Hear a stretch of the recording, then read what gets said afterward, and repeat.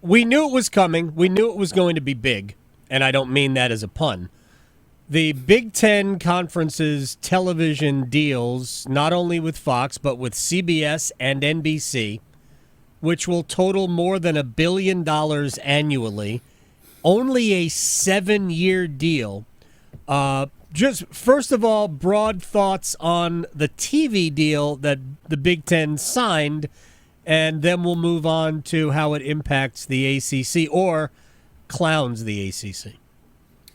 Yeah, well, number one, I think it's great business if you can get a pro sports deal without paying your athletes. I mean, that's well, there's news on that. We'll get to that in a minute. it's like it's like being born on third base and thinking you hit a triple. I mean, I think it's fine. I mean, I think this is the way it's been going. When the ACC cut its deal, its deals first in 2010 and then again in 2013 and 2016.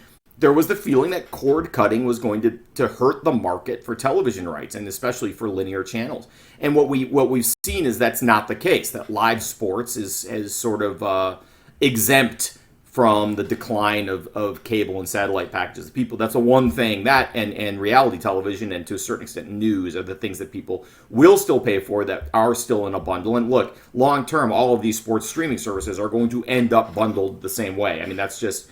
There's a reason the bundle lasted, the cable bundle lasted for so long, and we're learning is it was held together by sports and news and reality TV. It wasn't, it wasn't Maine Cabin Masters that was keeping people in the bundle as much as I love Maine Cabin Masters. So going back to market in 7 years is very good news for the Big Ten because in the state of the market right now, the cost of those rights are accelerating. In 7 years, Amazon and Apple are probably going to have more feet in the water, which they continue to kick tires without making a trade. It's like trying to deal with Doug Wilson when he was GM of the Sharks. Everyone talks and nothing ever happens. So right. Amazon and Apple at some point, and maybe Netflix and whoever else are going to probably want a piece of this at some point. 7 years might be a good time frame. Now the risk there is the opposite of the ACC's risk. If we get to 2032, whatever it is, and we find out, 2031, we find out that sports is not exempt from the bundle and that the price of live sports rights is dropping. Maybe this is a bubble that bursts in some ways when distributors find out they can't make money off these packages in the long term. Then the Big Ten's in trouble because they're going to be going back to market, have this great deal. It's a great deal. There's no question about that. But they're going to be going back to market relatively quickly, and maybe the market changes for the worse. I mean, there's a gamble inherent in all of this. The ACC gambled and lost in some ways, although I think that the more I think about it and the more we have sort of history in front of us, I think the revenue gap, in scare quotes, is a little overblown. I think the question is, do you have enough?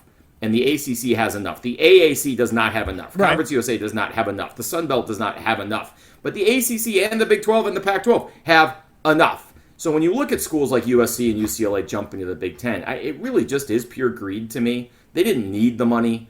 They're doing it because they want the money. And I think there's going to be dramatic negative effects in the long term, both for their recruiting, for the health and welfare of their athletes. I think that's a disaster in the making. But we'll let time tell on that. You asked, what does it mean for the ACC?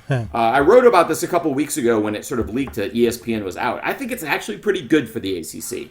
As I said, I don't think the revenue gap is, relatively speaking, the more important thing is the raw numbers, because at a certain point when you get to $1 billion, I mean, honestly, how much more money can these schools spend without paying the players? And we'll get to that, obviously, but at the moment, there's only so many locker rooms you can renovate, so many video boards you can build, so many lounges, so many putting greens, so many lazy rivers. And quite frankly, you look at Clemson, you look at ACC basketball over the last decade, the ACC has enough of that crap. Right? More money just means more administrators. It means more developers. It means more architects. It means more contractors. It means more boosters with fingers in the pie. So I don't think it hurts the ACC. I think it actually helps the ACC because ESPN lost inventory. They lost a football game and they lost multiple basketball games every week. And the SEC cannot fill all of that. I mean, once ESPN gets that CBS 3:30 SEC game, ESPN's kind of at SEC saturation levels. Yes.